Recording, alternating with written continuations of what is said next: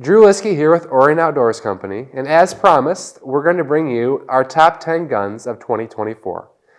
This review is going to focus on guns over the $2,500 price point, up to between $10,000 and $20,000. We're not going to list any guns, $25,000 or above, just because that's a very niche audience. That audience is also one that, those guns are rare and expensive, sometimes for reasons outside of what you really look for in a sporting clays gun. In this review, kind of similar to all of our previous, we're going to focus on three main criteria. Those criteria are going to be dependability, which is going to focus on the mechanics of the gun, the service, and the overall quality of the build of the gun. Number two is going to be ergonomics, ergonomics being the point, balance, and weight of the gun. It's really important, at least for me, to think about how the gun is going to feel and balance in my hands. I want it to be natural feeling, nice to point, as effortless as possible. So the balance and feel is an important characteristic. And number three is going to be the aesthetics of the gun. So we're going to look a little bit at how the guns, how they look, how that wood to metal fit looks, and just how the engraving, the quality of wood kind of fits in with the overall theme of the gun. And then we're going to break this review out into different price points. So each price point is going to give you, at least in my opinion, the best value in that price point with those three variables: dependability, ergonomics, and aesthetics. Let's take a look. We'll begin this top 10 review in the $2,500 to $4,000 price category. And I'm going to choose two guns to show you in this category that I feel are the two best options. The first one is going to be the Browning Citori 725 Sporting. This is a gun with proven reliability, a nice classic feel, and a really nice balance. Browning's notorious for kind of heavy, bulky, barrel-heavy guns.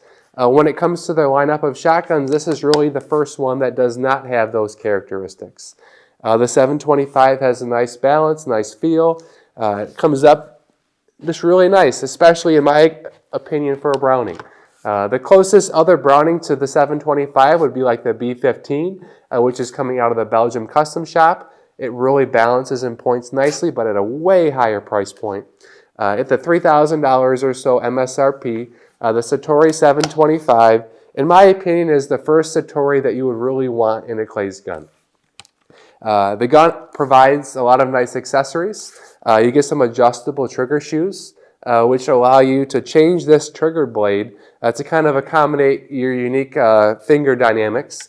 It also comes with interchangeable fiber optic high-vis front sights, extended choke tubes, porting, which I could take or leave, but no case. So that's kind of the one small thing with the Browning, is it does not come with a hard case. The other thing that I would note before we move on to the next gun is that if you do elect to go with a 725, you're going to want to make sure that you check the stock bolt fairly regularly. They do have a tendency to shoot a little bit loose and for the wood to become detached from the receiver. That's a very negligible problem unless you don't address it. If it does come loose, there's a small chance that that may happen for you. It can cause the stock to crack.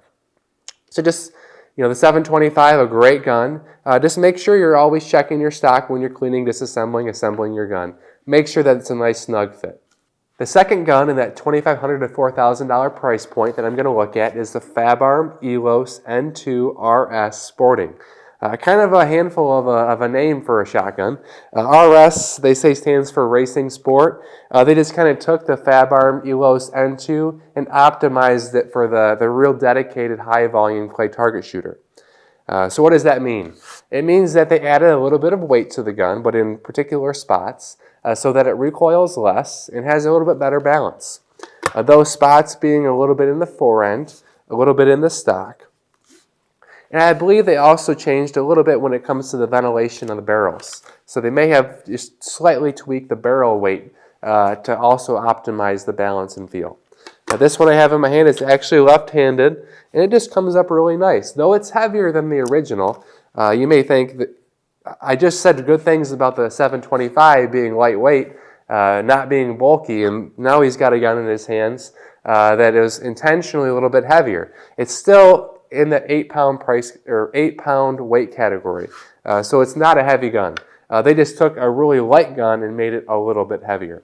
In terms of design, you get a box lock action, super strong. Fabarm has a 5-year warranty, really good customer service to support it. Imported here and managed by Guerini, a very reputable gun company, Italian. The Elos N2 RS has an adjustable comb. It's going to have a black receiver with blue accents and extended choke tubes and a nice wide rib. An all-around really good clays gun in that $25,000 to $4,000 price point. The next price category that we're going to enter is the $4,000 to $7,000 price category. And in my opinion, this price category is really dominated by Guerini. Guerini has so many options in this price point. A lot of manufacturers just have one or two, if any, in this price category. And the first one we're going to look at is the Guerini Summit Sporting. The Summit's their entry level, around $4,700 MSRP. It is a flat rib clays gun, a gun that's got a lifetime warranty and is built for a lot of high volume shooting. The Guerinis have a really good wood, grain, and fit. The wood to metal fit on the Guerinis in this price point really beat all the other brands that I've seen. Nice engraving, which is full coverage pretty much on both sides, the bottom and the top lever. Nice schnabel forend when it's an Anson style forend release. The Anson being a design that's typically sought after on higher end guns. A nice high polished blued barrel, extended choke tubes, comes with a nice hard case. Really, Guerini is giving you a lot of value at this price point. And it's also a very nice handling gun. The balance is great, really balanced right between the hands, right there at the hinge pin, which is just a great option for kind of anyone looking to get, a serious mark into the clay shooting world with a gun that's going to last them a long time. Now we're going to kind of look at mid-rib guns in that $4,000 to $7,000 price point. What is a mid-rib, you might ask? A mid-rib is a slightly elevated rib, not super flat, that's kind of built for a specific purpose. That purpose is to allow you to have a more heads upright shooting position. I'd say 5 to 10 years ago, a lot of manufacturers came out with a true high rib gun. For a lot of people, they found that they didn't shoot as well with the high rib versus the flat rib. So what do they develop? A mid rib. And a mid rib is definitely a better option for most people who may be considering a high rib, but not quite sure, if they should make that jump. The mid rib is going to give you kind of the ultimate versatility, between a high rib and a flat rib, but also, it's going to be a little bit more natural, a little bit less heavy than a true high rib gun. In my opinion, the best option in a mid rib in the $4,000 to $7,000 price point is going to be the Guerini Summit Ascent. The Summit Ascent has all the main features as the Summit Sporting that we just mentioned. However, it's going to have a stock with a Monte Carlo drop here at the end. It's going to have an elevated cheek piece to accommodate that higher rib, and it's going to have a black receiver. Now this particular gun is actually a Summit Impact high rib. I didn't have an Ascent here when we were filming this video, so it's kind of the closest option. The biggest difference is just going to be the fact that the Ascent rib is lower than this high rib. I believe that the standard Guerini is like a 3mm height rib. The Ascent is a 7mm height rib. It's going to allow you to have a more natural, upright stance, ideal for people that may have neck issues or individuals who are very tall with long necks. It's just going to be added comfort for you. The Summit Ascent, in my opinion, is going to be the best mid-rib style gun in that $4,000 to $7,000 price point. The last gun that I'm going to feature in the $4,000 to $7,000 price point is going to be a high rib gun. The first two, we had a Summit Sporting flat rib, we had a Summit Ascent mid rib, and when it comes to the high rib, I chose a Beretta 694 ACS. The reason being is that the 694 is kind of a unique design, which was intended and built to give you a low-profile receiver with the ability to see around the receiver based on how they shape the stock. That really complements a high rib barrel quite well. The 694 barrels on the ACS, which is like the all clay sports, means that it's intended for all disciplines, skeet, trap, and sporting clays. It's an adjustable rib barrel. which allows you to change your point of impact from 50-50 or a flat shooting gun to like a 70-30 or 80-20 point of impact where the gun intentionally shoots high for purposes of like American trap. The gun's going to come with a adjustable comb standard, and it's going to come with extended chokes and a hard case, along with some weight systems, which allow you to change the balance and weight of the gun. In terms of the weight, when it comes to high rib guns, the ACS from Beretta, the 694, is probably one of the lighter pointing high rib guns on the market. One of the biggest downfalls that I feel some of the higher rib guns have is that they're heavy and bulky and kind of hard to start the swing and even more challenging to stop the swing when you need to. The high rib from Beretta, this one, however they designed it, whether it be because of the shaping or the cutouts of the ventilated rib or just the material that they use for the rib, but it's significantly lighter than a lot of the other options, like the Summit Impact, for example. So for that reason, I'm choosing the Beretta 694 when it comes to the best high rib shotgun in the $4,000 to $7,000 price point. I'd like to mention a couple honorable mentions for the $4,000 to $7,000 price point before we move on to the next level. You probably noticed that the 694 ACS was the only Beretta 694 that I recommended as one of the best options in this price point. That's because, in my opinion, they have not perfected the receiver design and the overall design of the 694 quite yet. There's a couple small issues that we've seen through warranty that are problematic. Number one being the finish on the receiver. We've seen some flaking. It's a little bit suspect. Also, I've seen a lot of trigger blade screws come loose and some of the ejector screws, etc., that make the gun inoperable. So just the inherent design of how the gun is put together that can come loose. There's easy fixes for a lot of these things, like putting some Loctite on the threads. But in my opinion, when it comes to the flat rib and the mid rib options, Guerini definitely far exceeds the 694 design. Also, when it comes to Beretta, I think another honorable mention would be the new 687 Silver Pigeon 5 Sporting. This gun has a more proven receiver versus the 694, albeit usually thought of at being a lower price point, but all the same features as the 694 when it comes to the adjustable comb options, extended choke tubes, etc. So this may be a good option. I think it's a little bit overpriced at around $4,400, $4,500. At this price point, I think you get more for your money in a Guerini.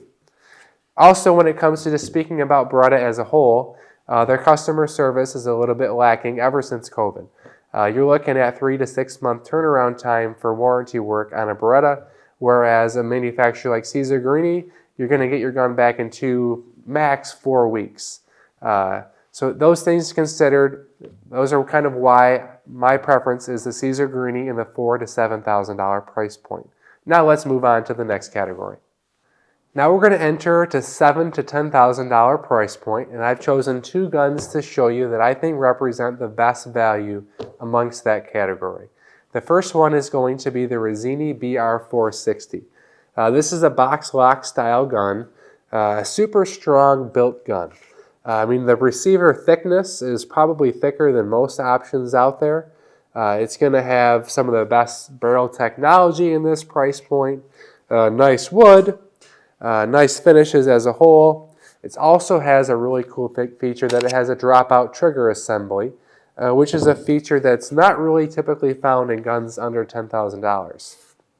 The 460 model has kind of generic modern engraving, all black. They also have the EL, which is like a Lusso engraved model, all scroll, which is a little bit prettier, a little bit heftier price tag, but I believe still right at or under that $10,000 price point. Comes in to come with a really nice hard case with extended choke tubes, nice piece of wood on it. The 460 balances and points very nicely. The forend I wish was a little bit thinner. It's a little bit bulky. It's kind of closer to like a trap or a skeet forend than a sporting forend. But as a whole, the 460, definitely a gun that's really good in that price point. And it has features like that dropout trigger that makes maintenance, care, and assembly and just cleaning really, really easy. And it's just a cool feature to have on a gun. You're not going to find that with any other brand under that $10,000 price point. The second of two guns in that price point category, the $7,000 to $10,000, is another Caesar Guerini. This is going to be the Invictus 1 Sporting. The Caesar Guerini Invictus is probably the most modern, technologically advanced gun that's available on the market today. The Invictus 1 has an interchangeable parts system that allows you to rebuild the gun at any point in time just by changing a few parts. By that I mean you can take a gun that's had 100,000 rounds through it, change 2 or 3 parts, and it's virtually the same as going out and buying an entirely new Caesar Guerini Invictus. Pretty remarkable for a gun under the $10,000 price category. The gun has got Caesar Guerini's service included with it. Really good wood to metal fit, as are all the Caesar Guerini guns in general. Nice engraving, great detail. The Invictus versus like the Summit gun we mentioned before has got a wider receiver. It's going to have a little bit less recoil because of that added weight in the receiver, and it makes it point a little bit nicer. Not to say that the Caesar Guerini Summit is not a nice pointing gun, but the Invictus is even better. It's going to absorb recoil like I mentioned before. It's probably going to feel like it weighs less. In reality, it weighs more than a lot of its other competitors. You get a hard case, 6 extended choke tubes. Like I mentioned, some of the best service in the industry.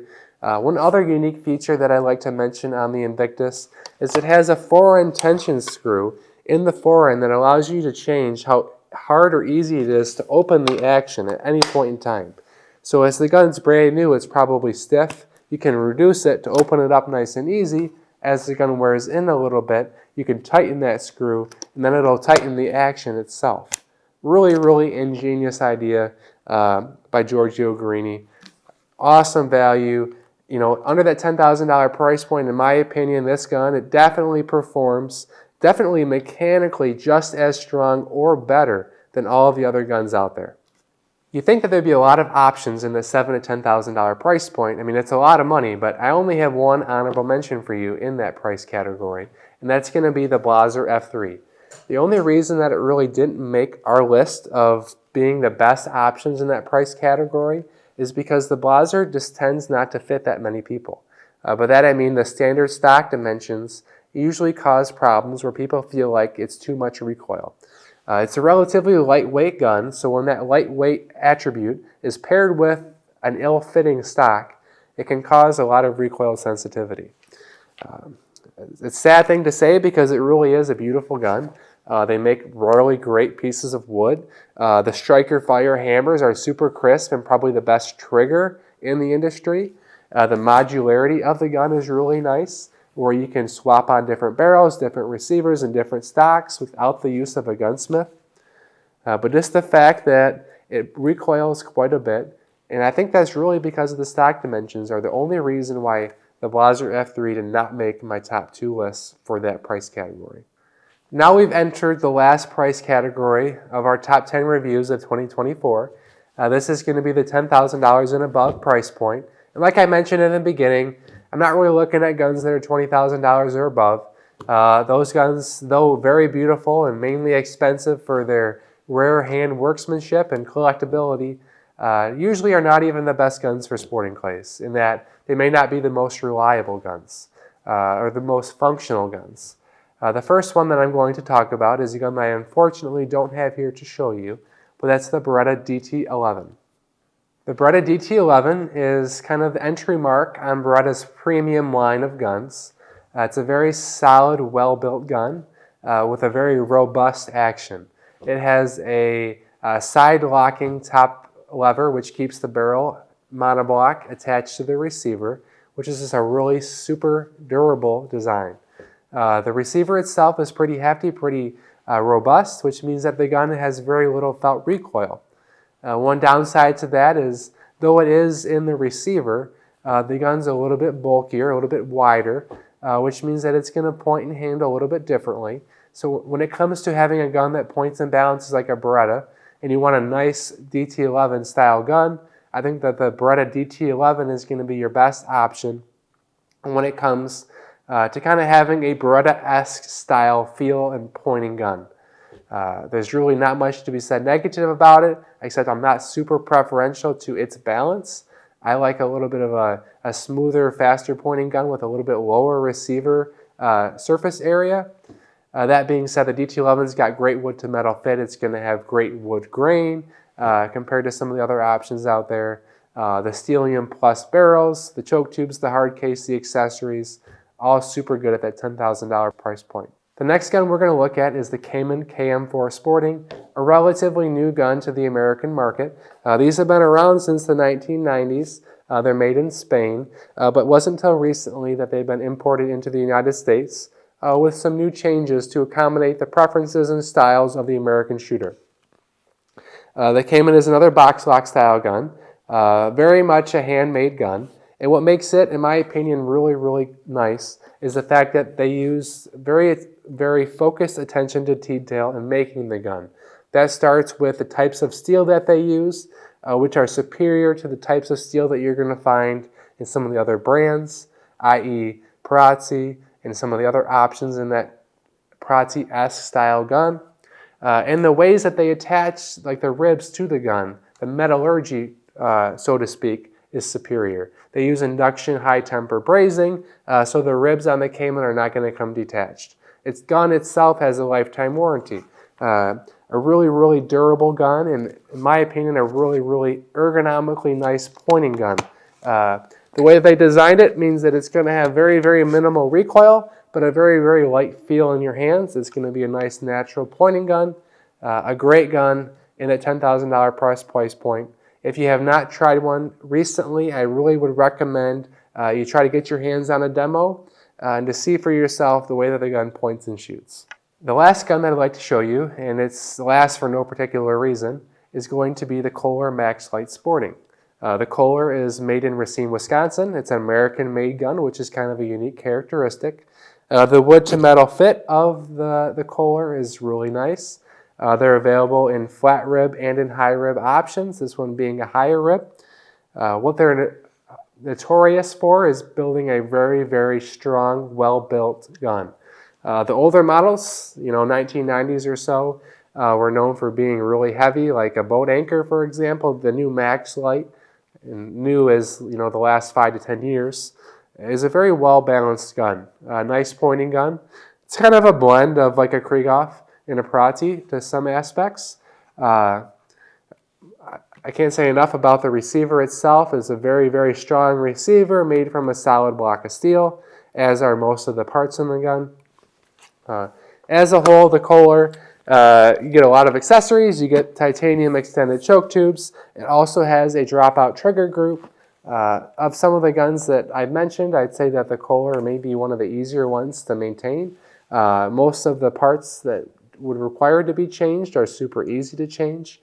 Really easy to clean the gun, from taking out the ejectors to disassembling the trigger mechanism entirely. Relatively easy and effortless for someone that's not even a gunsmith. The wood grade that they use is always pretty nice on the Kolars, and they have a nice polyurethane finish, which is a very durable finish.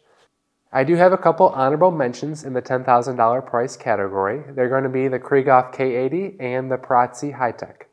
I'll start off with the Perazzi. The Perazzi was not mentioned in the video as being one of our selections because I personally feel that the Kemen KM4 is a better version of the Boss Action than the Perazzi.